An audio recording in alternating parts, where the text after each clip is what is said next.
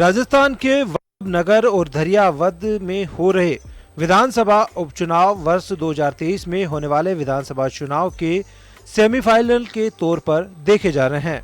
भले ही इस चुनाव में सरकार के स्थायित्व फर्क नहीं पड़े और न ही बीजेपी की इन सीटों के जीतने से सरकार बनेगी, लेकिन वर्ष 2023 से पहले हो रहे ये चुनाव दोनों ही पार्टियों के साख का केंद्र बने हुए हैं। इस बीच वल्लभनगर में आरएलपी ने भी बीजेपी के बागी को मैदान में उतारकर इस सीट पर मुकाबले को रोचक बना दिया है। बीजेपी इस चुनाव में प्रदेश में बढ़ते अपराध के आंकड़ों पर सरकार को कटघरे में खड़ा कर वोट मांग रही है, जबकि कांग्रेस विकास के नाम पर वोट देने की दुहाई दे रही है।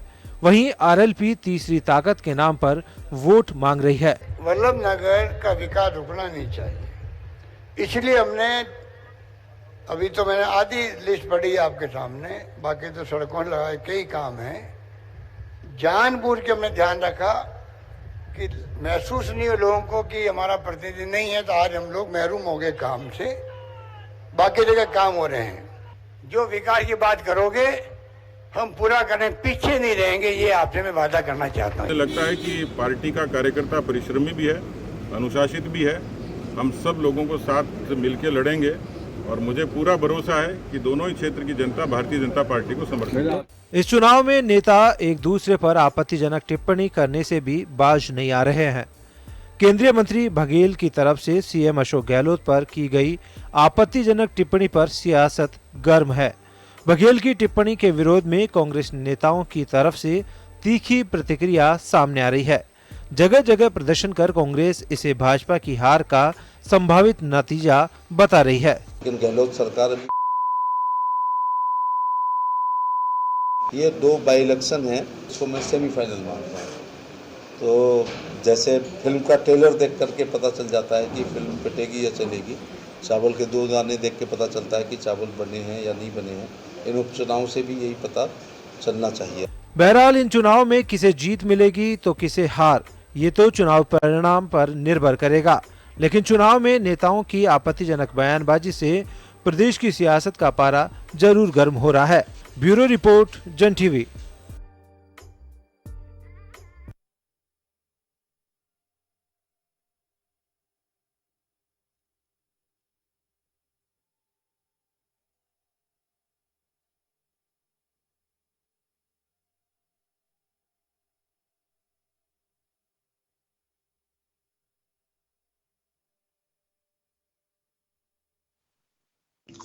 नमस्कार जन टीवी में स्वागत है आपका। मैं हूं योगेंद्र। आप देख रहे हैं खास खबर। खास खबर में हम बात करेंगे राजस्थान में 2 सीट के लिए हो रहे बाई इलेक्शन में चुनाव प्रचार तो परवान पे है ही, लेकिन नेताओं के बोल भी बिगड़ रहे हैं। और सबसे बड़ी बात यह है कि मुकाबला बड़ा कड़ा कहा जा सकता है दोनों तरफ से ही, खासकर बीजेपी, कांग्रेस या कहें कि आरएलपी, बीटीपी और जनता सेना जो भिंडर हैं उसके प्रत्याशी, वही उसके संस्थापक हैं। वल्लभनगर में काफी रोचक मुकाबला देखा जा सकता है। गुलाबचंद कटारिया अपने अंदाज में वहां पे मारवाड़ की मेवाड़ की जो उनकी अपनी एक स्टाइल है राजनीति करने की, उस तरह से वो जमे हुए हैं। खैर रंग जम रहा है, लेकिन रंग किसके सिर चढ़ेगा ये देखने वाली बात है। उसके लिए 2 नवंबर तक इंतजार करना पड़ेगा। लेकिन बहुत सारी चीजें सामने आ रही हैं। बीजेपी का अटैक है कि राजस्थान में कानून व्यवस्था नाम की चीज नहीं है। खासकर मुख्यमंत्री को टारगेट किया जा रहा है कि वो पार्ट टाइम गृह मंत्री हैं, इस वजह से कानून व्यवस्था बिगड़ रही है। दूसरी तरफ अगर बात करें तो महंगाई को कांग्रेस मुद्दा बना रही है। आरएलपी उदय टांगी जो हैं वो पिछली बार बीजेपी के प्रत्याशी थे, उनके लिए क्षेत्र नया नहीं है लेकिन टिकट नया है। गुलाबचंद जी कटारिया के चहेते वो कैंडिडेट थे। बीजेपी के लिए मुश्किल वल्लभनगर में ये हो रही है कि बीजेपी का खुद का अपना प्रत्याशी जनता सेना के वोटर है, उनको लेकर के कहा जाता है कि वो बीजेपी के काफी वोट जो हैं उनके कॉमन होते हैं। खैर लेकिन कहाँ कॉमन होता है नहीं होता है ये देखने वाली बात होगी। फिलहाल तो हम चर्चा करेंगे कि इस रोचक मुकाबले की जो वर्तमान स्थिति है उसको लेकर के क्या कानून व्यवस्था, बीजेपी का जो मुद्दा है वो रंग चढ़ पाएगा, या फिर महंगाई का मुद्दा जो कांग्रेस अब बना रही है उस पर कुछ रंग जमेगा। और हनुमान बेनीवाल यानी कि आरएलपी वो दोनों को घेर रहे हैं। ओम सैनी साहब हमारे साथ इस वक्त जुड़े हैं, वरिष्ठ पत्रकार हैं। राखी राठौड़ जी हमारे साथ जुड़ी हैं भाजपा से, और कांग्रेस से अरुण शर्मा साहब जुड़े हुए हैं। ओम जी, आपके पास आना चाहूंगा मैं। दोनों सीटें, हर सीट हर राजनीतिक दल के लिए और विधानसभा के लिए बहुत ही महत्वपूर्ण होती है। वो चाहे बड़ी हो छोटी हो, कैंडिडेट को नहीं ये मायने नहीं रखता, लेकिन वो सीट है, माननीय कहलाने का हक उसे मिलेगा। लेकिन वल्लभ नगर पे काफी कुछ फोकस किया जा रहा है, ऐसा क्यों? देखिए, वल्लभ नगर चूंकि कांग्रेस की सीट रही है और उस पर वो समझते हैं कि जैसे परंपरा से उन्हें हासिल होगी। सिर्फ एक बार जनसंघ के बाद पास गई थी, उसके बाद में भारतीय जनता पार्टी 2-1 बार जीती है। बाकी गुलाब सिंह जी रहे तब तक ये सब रहा, गजेंद्र सिंह आए फिर वही हालत। तो ऐसे में ये एक तरीके से ये संगठन की ताकत देखने का सिलसिला है, क्योंकि नया जो भारतीय जनता पार्टी में नया जो नेतृत्व निकला है पूनिया जी की लीडरशिप में, वो संघ आधारित लीडरशिप है, बड़ी कमिटेड कार्यकर्ताओं की। उनके माध्यम से वो बहुत कुछ हासिल कर सकते हैं, ऐसा उनका सोचना है, और यही सब लेकर के वो सारी आगे बढ़ रहे हैं। जबकि कांग्रेस अपने उन सारे समीकरणों को देख रही है जो पहले से जिनके लाभ मिलते रहे हैं, जाति कंपोजिशन और लोगों के अपने अपने रुझान, और साथ साथ में गुलाब जी के जो बयान वगैरह रहे हैं उनको आधार बना करके चर्चा होती है। इशू वो नहीं बन रहे जो राष्ट्रव्यापी है, तो 35 पैसे या 36 पैसे रोजाना पेट्रोल और डीजल का भाव बढ़ रहा, वो इशू नहीं बन रहा है। वो भी इशू नहीं बन रहा कि बेरोजगारी का एक सिलसिला है और उसके साथ में लोगों को उतना रोजगार नहीं मिल रहा जो मिलना चाहिए। ये दोनों बातें, और साथ साथ में उपलब्धियों के जो सिलसिले हैं वो गिनाए जा रहे हैं, लेकिन उनको फौरी तौर पे गिनाए जाते हैं कि सब कोविड में हमने ये सफलता हासिल की, लेकिन बेरोजगारी के लिए क्या है? क्योंकि राजस्व आपके पास में है नहीं, आपका केंद्र के साथ में हमेशा से तनाव है, लगातार तनाव रहता है और आपको लड़के हासिल करना पड़ता है। तो ऐसी स्थिति में मुझे लगता यह है कि दोनों उसी पे टिके हैं कि जो संवेदनाएं हैं, जो कि पिछले दोनों विधायकों की मृत्यु के बाद में जो संवेदनाएं पैदा हुई है उनका लाभ उठाया जाए, और इसमें जाति कंपोजिशन जोड़ दिया जाए ताकि बड़े आसानी से सीटें निकल जाएं। लेकिन मुझे लगता यह है कि भारतीय जनता पार्टी का नेतृत्व इस बात पर थोड़ा आतंकित है। कांग्रेस आश्वस्त है, इसलिए उनके एक मंत्री फरमाते हैं कि अगर हम पराजित हो गया तो मैं राजनीति छोड़ दूंगा। ऐसी बात तभी कोई कह सकता है जब बहुत दावे के साथ में सिलसिला बन रहा हो। तो ये चल रहा है, लेकिन ये कहना भारतीय जनता पार्टी का कि राजस्थान में चुनाव से ओम जी, लेकिन मतदाता है उसे अभी समझना बहुत मुश्किल काम है, और मैं कह रहा था कि मंत्री जी इतना बड़ा रिस्क ले रहे हैं कि मैं राजनीति छोड़ दूंगा। हाँ, तो वही तो बड़ा अटपटा लग रहा है। ऐसा चूंकि वो जवान हैं और जवान कई बार जोश में बहुत कुछ कह जाते हैं और उसके नतीजे बड़े घातक होते हैं। ये हमने भारतीय राजनीति में बड़े स्पष्ट रूप से पिछले 10 वर्ष में देखा है, और बाद में जैसे जैसे मैच्योर होते हैं चीजें बदल जाती हैं। लेकिन ये तय है, इसमें कोई शक नहीं कि जो लॉ एंड ऑर्डर का जो मामला बनाया जा रहा है, ये लॉ एंड ऑर्डर का मामला सिर्फ इसलिए नहीं है कि एक कांग्रेस की सरकार है। यहाँ कोई भी सरकार होती तो लॉ एंड ऑर्डर का मामला, क्योंकि बेरोजगारी बहुत सारी है, समाज में बड़ा रोष व्याप्त है, लोगों में बर्दाश्त खत्म हो गई। कोविड का एक अलग साइड इफेक्ट है लोगों में कि हर बात में बहुत जल्दी गुस्सा करते हैं, खट से चाकू निकालते हैं, गोली चला देते हैं। तो ये साइकोलॉजिकल चीजें जिनकी स्टडी की जानी चाहिए। तो ऐसा जो गंभीर राजनेता हैं उनको इस पर बोला जाना चाहिए। बाकी देखिए, राजस्थान में 41 जिले हैं, पुलिस जिले 41 जिले हैं जिनके अंदर ठीक से काम हो रहा है, इसमें कोई शक नहीं। और FIR एक बार वापस लौटूंगा आपके पास में, राखी जी के पास जाना चाहूंगा। राखी जी, कानून व्यवस्था को आप लोगों ने मुख्य रूप से मुद्दा बनाया है, और आप लोगों के लिए राहत की बात यह है कि कांग्रेस मेवाड़ में महाराणा प्रताप के जिस मुद्दे को भुनाना चाह रही थी, जो पिछले यानी कि 3 विधानसभा सीट के बाई इलेक्शन के दरमियान गुलाब चंद जी कटारिया का जो राजसमंद में बयान था, वो बयान सिरे नहीं चढ़ पा रहा। तो मैं राहत कहूंगा इसमें, और कांग्रेस अपनी ओर से कोशिश भी कर रही है कि, लेकिन महंगाई बीजेपी की ओर से मुद्दा क्यों नहीं है? कई बार आप लोग भी यहाँ पे कि महंगाई बड़ा मुद्दा है, राजस्थान सरकार को इस पर सोचना चाहिए, लेकिन महंगाई वहाँ कांग्रेस का मुद्दा है, आप लोगों का जो मुद्दा है वो कानून व्यवस्था है।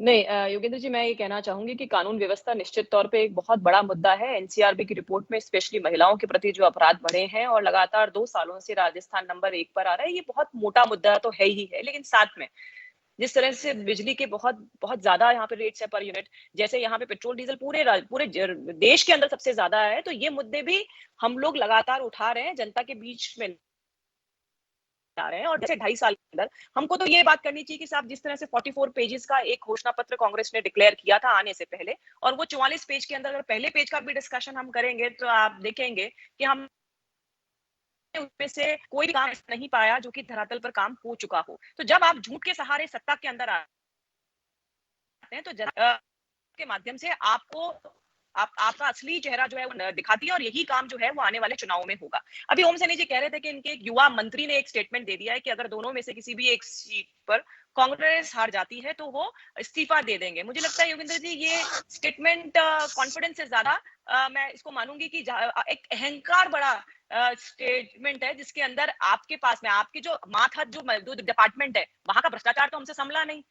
वहां पे बेरोजगारों के लिए स्किल डेवलपमेंट के माध्यम से आप उनको रोजगार दे सकते थे, जो सीधे बेरोजगारों के रिलेटेड डिपार्टमेंट है RSLDC, उसके अंदर जो भ्रष्टाचार है वो तो मंत्री जी से संभलता नहीं है। जनता के वोट वो उम्मीद कर रहे हैं कि इस तरह के भ्रष्टाचार हमने लगा लोगों के बीच में आ रहे हैं तो जनता हमें वोट देंगे। ये अहंकार द्वारा स्टेटमेंट है और जनता वोट के साथ में अहंकी उतारेगी, धरातल पर लाएगी और कैबिनेट में 100% इन चुनावों के रिजल्ट के बाद एक सीट खाली होगी अगर अपने कहे हुए शब्दों पर मंत्री जी के रहने का मादा रहे, क्योंकि अपने शब्दों पे नहीं रहने का काम तो कांग्रेस ने हमेशा ही किया है। घोषणा पत्र में भी यही हुआ कि जो स्टेटमेंट दी है, जो कहा 1 से लेकर 10 तक गिनती याद है ना आपको, हो गई क्या पूरी?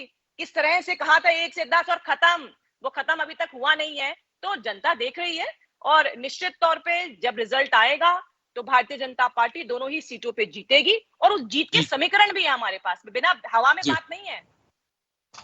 चलिए आ रहा हूं आपके पास में। अरुण शर्मा जी बहुत बेताब हो रहे हैं अपने बात करने के लिए। अरुण जी, महंगाई मुद्दा है लेकिन बिजली का करंट दौड़ रहा है, उसका जवाब बीजेपी मांग रही है वहां पे, और मुद्दे होते हैं, इसमें कोई बात नहीं है। सबसे बड़ी बात तो मैं यही कहूंगा कि अगर राजनीतिक दल वास्तव में मुद्दों को आधार बना करके अगर कैंपेन कर रहे हैं तो मैं सैल्यूट करता हूं आप लोगों को, लेकिन मुद्दे टिक नहीं पाते हैं। मैं आपसे सहमत हूँ योगेंद्र की। एक अच्छी खबर यही है पिछले कुछ दिनों से कि अब चुनाव मुद्दों पर वापस आने लगे हैं। मैं ये तो नहीं कहूंगा पूर्णतया मुद्दों पे ही लड़े जाते हैं, कभी भी इन चुनावों में, खैर ये तो छोटे चुनाव है, पर आप वेट कीजिए, 2 महीने का वक्त देता हूं मैं, जब ये वापस कब्रिस्तान शमशान पे आ जाएंगे, इन सब पे आने वाले हैं। ये आप लिख लीजिए कहीं पे, क्योंकि ये ही एक चीज है जिसमें ये विशेषज्ञ है। बाकी कामों में तो अब धीरे धीरे पर्दा उठने लगा है। राखी जी अभी झूठ की बात कर रही थी कि कांग्रेस के पूरे घोषणा पत्र में झूठ है, पहले पन्ने से झूठ हुआ है। बड़ी हास्यास्पद बात। हाँ, तो पॉइंट टू पॉइंट डिस्कस कर लेते हैं सर। राखी जी अपनी बारी में। राखी जी मैं आऊंगा आपके पास, मैं करूं को अपनी बात कर लेंगे सर। हाँ, अपनी बारी में जरूर जी। ये सर्वविदित है कि 2.5 साल में ही आधे से कहीं ज्यादा जो घोषणा पत्र में पॉइंट वाइज दिया गया है वो पूरा हो चुका है। बाकी पे कार्य प्रोग्रेस में है। रुकावटें काफी थी, वो सबको मालूम है। महामारी थी, वो इमरजेंसी थी, प्रबंधन थे, वो सब है अपनी जगह। लेकिन मैं कहना चाह रहा हूँ झूठ का जो सिरमौर हैं उनको ऐसी बातें नहीं करनी चाहिए जो लगभग हर 5 मिनट में बड़े बड़े साइज के झूठ बोलते हो। मैं उन झूठों की तरफ बात का इशारा कर रहा हूं। झूठ का साइज होता है जहां पता नहीं क्या डेफिनेशन है। 1 मिनट योगेंद्र जी, मैं उन झूठों की ओर इशारा कर रहा हूं जहां देश का प्रधानमंत्री कह रहा है ना कोई घुसा है ना कोई घुस के बैठा है। वो घुस के बैठा हुआ आदमी 1.5 साल बाद भी अभी निकला नहीं है, आंखें दिखा रहा है। मैं उन झूठ की बात कर रहा हूं 2019, 20, 21 के स्वतंत्रता दिवस पर। आप ये वीडियो में उपलब्ध है सब। स्वतंत्रता दिवस पे लाल किले की प्राचीर से एक ही फिगर हर साल 1 लाख करोड़ मैं इंफ्रास्ट्रक्चर में दूंगा, ये 3 बार उन्होंने रिपीट किया। हम कैलकुलेशन करने में नहीं बैठे हैं कि वो 3 लाख का करेंगे, 1 लाख करोड़ का कर दें तो बहुत बड़ी बात है। बिहार की नीलामी लगते हुए हमने देखा है। तो ये देखिए झूठ की बात अब ना करें तो अच्छा है। झूठ चलिए, लेकिन इन चुनाव में इन चीजों का क्या कितना असर है? चाहे प्रधानमंत्री जी की बातों की हो, चाहे आपके मैनिफेस्टो, कितना असर आ रहा है इसमें? कुछ जरूर छोटे चुनाव हैं और इसमें व्यक्तिगत छवि और इलाके में कैसा संगठन है, कैसे लोग बूथों तक आएंगे, ये सब महत्वपूर्ण होता है उपचुनावों में। लेकिन आप अगर ये समझें कि महंगाई का जो अत्याचार इस समय भारत की जनता पर है, देखिए अब ये स्पष्ट है कि भारतीय जनता पार्टी को गरीब से कोई सरोकार नहीं है, बहुत बेदर्द सरकार है ये। जिस रफ्तार से पेट्रोल, डीजल, रसोई गैस के भाव बढ़े हैं, ये अभूतपूर्व है, इसका कोई लॉजिक भी नहीं दे पा रहे हैं ये। दूसरा, सरसों का तेल अब देशी घी के कंपटीशन में आने वाला है। वो भेदभाव जैसे पेट्रोल डीजल में मिट गया है ना योगेंद्र जी, हो सकता है थोड़े दिन में ये भेदभाव खाने के तेल और देशी घी और इनमें भी मिट जाए, जिस रफ्तार से खाद्य सामग्री के भाव बढ़ रहे हैं। तो ये हर तरीके से बेरोजगारी है, महंगाई पूरी है, और आप देखिए आर्थिक प्रबंधन तो देखा ही नहीं जा रहा है इस समय, वो प्राथमिकता में ही नहीं। वापस आ रहा हूँ सर, वापस लौट रहा हूँ आपके पास। अरुण जी वापस लौटूंगा आपके पास में, ओम जी के पास जाना चाहूंगा। ओम जी, बात मुद्दों की है यहाँ पे, और बहुत अच्छी बात है कि अगर मुद्दों के ऊपर अगर चुनाव लड़ा जाता है, भारत की राजनीति मुद्दे या कहें कि इशू बेस है, तो बहुत ही अच्छी बात है। हम यही चाहते हैं कि मुद्दों पे बातें होनी चाहिए, वो जो भी है उसके रिजल्ट।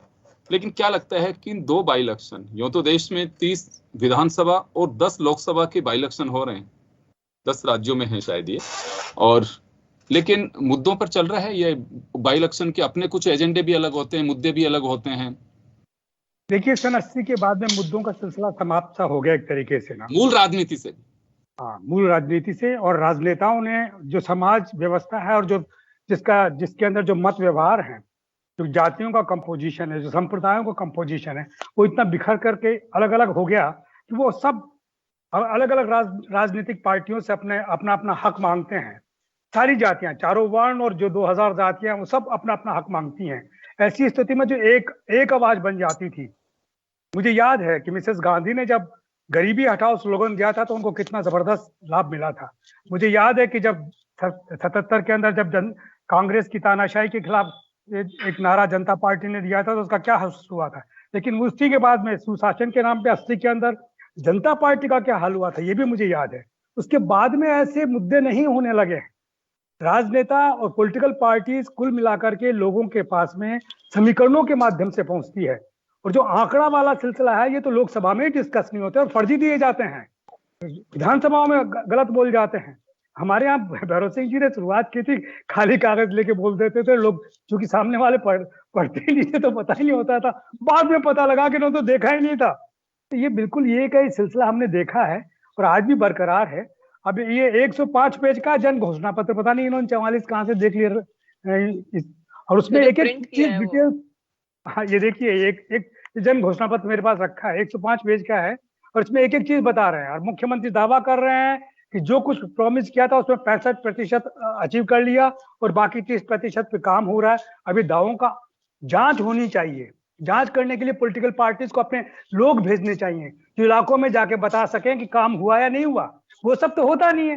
तो चूंकि टीवी डिबेट में हम लोग बात करते हैं तो बात करने में ऐसा तो है नहीं कि अपन एक एक इश्यू को डिस्कस कर सके, तो मोटे तौर पे बात की जाती है। तो मोटे तौर पे बात करने पे पता लग रहा है कि वहां पर जो कुछ चल रहा है उसमें ये देखा जाता है कि किसके साथ में संवेदनाओं के माध्यम से कैसे, क्योंकि पिछली 4 सीटें वैसे ही रिजल्ट रहे हैं तो इस बार भी वैसे हो जाएंगे कि गजेंद्र सिंह जी की पत्नी को किस तरीके से लाभ मिल सकता है, या उधर धरियावाद में किस तरीके से कम्युनिटी के बेस पर लाभ मिल सकता है, और उसी तरीके से सारे जुगाड़ हो रहे हैं, उस तरीके से राजनेता एड्रेस करने जा रहे हैं। तो ऐसे में ये कहना भारतीय जनता पार्टी, एक सेंटेंस और बोल दूं कि भारतीय जनता पार्टी का चाल चरित्र अलग है, ऐसा अनुकरणीय है कि पूछे मत, और कांग्रेस का अलग अनुकरणीय, ये समझ में नहीं आता है।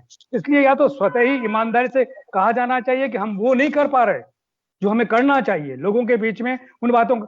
हर रोज 33-35 पैसे का पेट्रोल डीजल में इजाफा हो रहा है, आप कैसे स्वीकार करते हैं इस बात को? हमारे यहाँ के 25 सांसद बैठे हैं लोकसभा के अंदर, वो बोलते ही नहीं है, उनकी जुबान बंद है। वो सब सोचने की जरूरत है, चाहे किसी पार्टी के हों।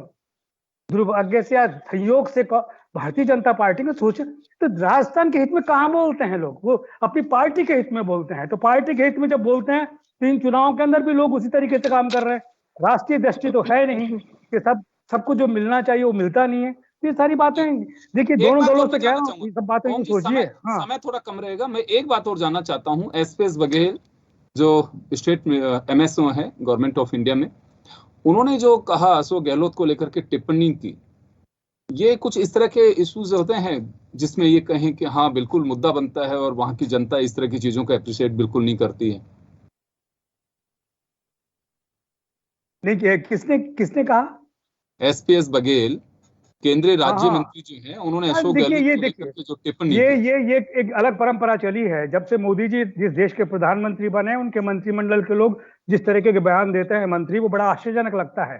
पहले राज्यों में और केंद्र में समन्वय था, नाराजगियां व्यक्त होती तो वहीं होती थी, लेकिन बाहर उस तरीके से नहीं आता था। अब तो नाराजगियां स्पष्ट रूप से खुल करके कहा जाता है। हमारे ही मंत्री अर्जुन मेघवाल क्या बोलेंगे, हमारे ही मंत्री राज्यवर्धन सिंह या दूसरे लोग क्या बोलेंगे, ये पता है। ये बड़ा आश्चर्यजनक लगता है कि ये सारा संबंध ही बिगड़ गया। जो पंडित नेहरू के बाद में जो संघ का और जो प्रदेशों का और केंद्र का जो संबंध थे, वो जो बिगड़े हैं, वो बिगड़ते चले जा रहे हैं लगातार।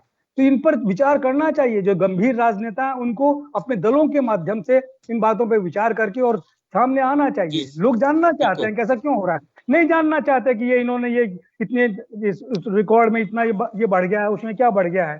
जानना ये चाहते हैं कि सचमुच में क्या हो रहा है। जी राखी जी, आपके पास आना चाहूंगा बघेल पे, तो चलिए आप जो कहना चाहें।